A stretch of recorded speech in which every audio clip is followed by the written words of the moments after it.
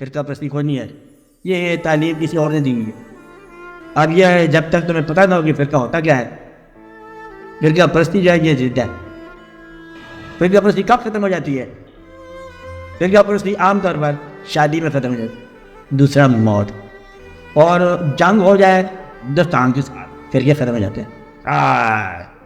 आज दुश्मन से तख्ता पलट जाएगा, पता नहीं क्या हो जाएगा, तो क्या नहीं हो जाएगा, बस फिर क्या ख़त्म हो जाता है, और फिर क्या बीमारी में ख़त्म हो जाता है। अल्लाह की तरफ से जब कोई मौसम आता है तो फिर भी ख़त्म हो जाता है। यानी कि जंगल में गीदड़ों ने जलसे लगाए हुए हैं, कब तक? जब तक शेर नहीं आता।